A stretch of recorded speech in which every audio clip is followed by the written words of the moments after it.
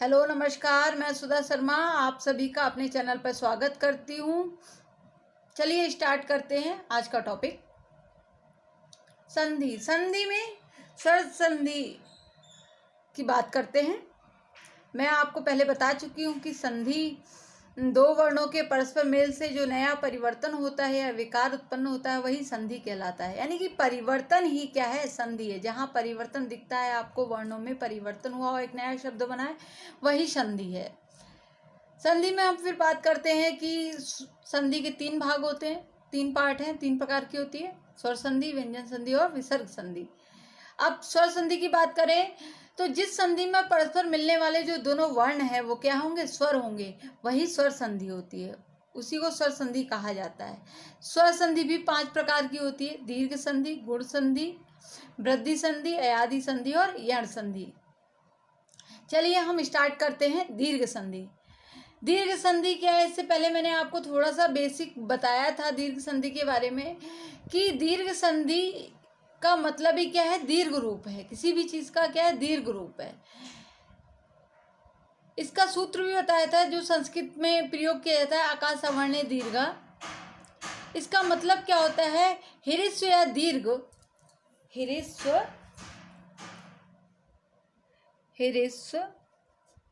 या दीर्घ स्वर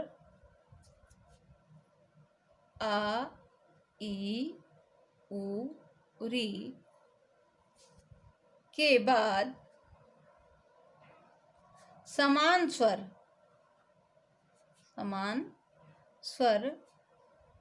आए तो दोनों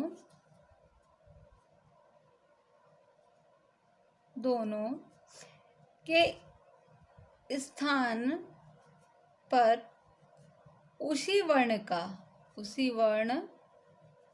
का दीर्घ क्या होगा, आ का दीर्घ क्या होगा, आ, ई, उ और री हो जाता है।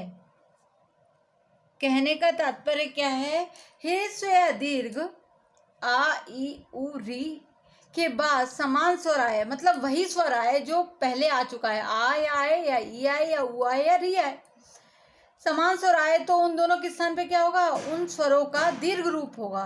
अब आ का दीर्घ क्या हो गया, आ, ई का हो गया ई, उ का हो गया उ और री का हो गया री। फॉर एग्जाम्पल ले लेते हैं हम उदाहरण।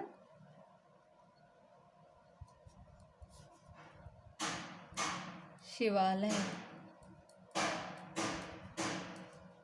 जानते हैं कि शिवालय में क्या है, जब हम इसको विच्छेद करेंगे इसका तो शिव प्लस आलय है, शिव प्लस आलय, हाँ शिवालय हो जाएगा। शिव में क्या है, आ है, यहाँ क्या है, बड़ा आ है। अब आ और आ मिलेगा तो भी क्या बढ़ेगा, बड़ा ही आ बनेगा, जो यहाँ आपको दिख रहा है। वा में क्या हो गया, आ की मात्रा का प्रयोग हो गया, इसलिए यहाँ आपको शिवालय दिख रहा है इस तरह से। नेक्स्ट हम ई वाला भी ले लेते हैं। ई वाले में हम बात करते हैं रविंद्र की। तो हम जब इसको तोड़ेंगे तो क्या होगा, रवि प्लस इंद्र। तो रवि में क्या है, छोटी और ये भी छोटी ही है, और दोनों मिलेगा तो क्या होगा, दीर्घ ही होगा। तो ये दीर्घ ही आपको दिख रहा है वी में। वहीं हम एक उदाहरण और ले लेते हैं जो ऊ का होगा, वधूसवा। तो वधूसवा में क्या है, वधु प्लस उत्सवा, वधूसवा। अब वधु में क्या, छोटा ऊ है प्लस छोटा ऊ, बराबर क्या हो, बड़ा ऊ हो गया।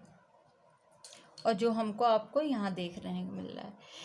कहने का तात्पर्य है कि चीज़ें बस हमें समझनी है, किस तरह से चीज़ें बदल रही हैं, और बहुत ही इजी वे में हम इन चीज़ों को सीख जाते हैं।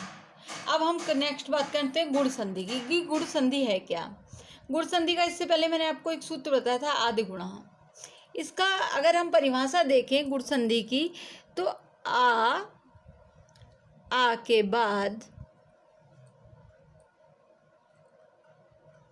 के बाद ई ई हो तो, कहने का मतलब है आ और आ के बाद ई हो तो, चाहे छोटी ई हो या बड़ी हो, तो क्या होगा, उसे क्या कहेंगे, ए कहेंगे। कहने का मतलब अगर आप देखें, आ के बाद अगर ई आता है तो क्या बन गया, ए बन जाएगा, चाहे वो छोटा आ हो या बड़ा आ, इससे मतलब नहीं है। ए हो ऊ या ऊ के बाद आए हो तो क्या होगा, चाहे छोटा ऊ हो चाहे बड़ा ऊ हो, तो उससे क्या हो जाएगा, उससे क्या होगा, ओ बनेगा। और तथा री के बाद अगर आ आता है, री री या री हो, मतलब दीर्घ री हो, तो क्या होगा, अर हो जाएगा, अर हो जाता है। इसे क्या कहते हैं, गुण संधि कहते हैं, गुण संधि कहते हैं। आ प्लस ई मिलेगा तो ए बनेगा, चाहे वो छोटा आ हो चाहे बड़ी ई हो, चाहे बड़ा आ हो चाहे छोटा आ, जो भी हो ए ही बनेगा। आ और ई मिलेंगे, चाहे दोनों छोटे हों चाहे दोनों बड़े हों, ए ही बनना है। वहीं आ के साथ अगर ऊ मिलता है तो क्या बनेगा, चाहे आ बड़ा हो चाहे ऊ बड़ा हो, बनेगा क्या, ओ बनेगा। वहीं आ के साथ री मिलेगा तो क्या बनेगा, अर बनेगा, चाहे बड़ा आ हो चाहे बड़ी री हो, बनेगा क्या, अर ही बनेगा। चलिए हम फॉर एग्जाम्पल देख लेते हैं।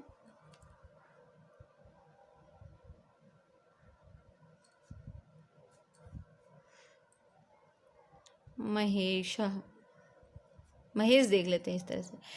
तो महेश में क्या है, महा प्लस ईशा, ईशा बोलेंगे इसे। तो महा में क्या है, आ है बड़ा और यहाँ क्या है, बड़ी ई है। देखिए मैंने आपको पहले बताया था, चाहे बड़ा आए चाहे बड़ी ई आए, चाहे छोटा आए चाहे छोटी आए, आना ए ही है। वहीं देखिए यहाँ दोनों में क्या है, बड़ा आ बड़ी ई आया है, तो क्या बन गया, इससे ए बना है। और एक ही मात्रा ही ये होती है, आप देख रहे हैं ना महेश में लिखा हुआ। नेक्स्ट हम और एक एग्जाम्पल देख लेते हैं, सुरेंद्र। तो सुरेंद्र का में भी क्या है, सुर प्लस इंद्र। सुर में क्या है, यहाँ जब देखिए कोई भी चीज़ है संधि में, आपने देखा होगा पहले वर्ण का अंतिम पद और दूसरे वर्ण का प्रारंभिक वर्ण क्या होता है, दोनों में मिलके ही बनता है, कोई भी चीज़ बनेगी। तो यहाँ क्या है, आ है प्लस ई, तो क्या बना, ए बना है।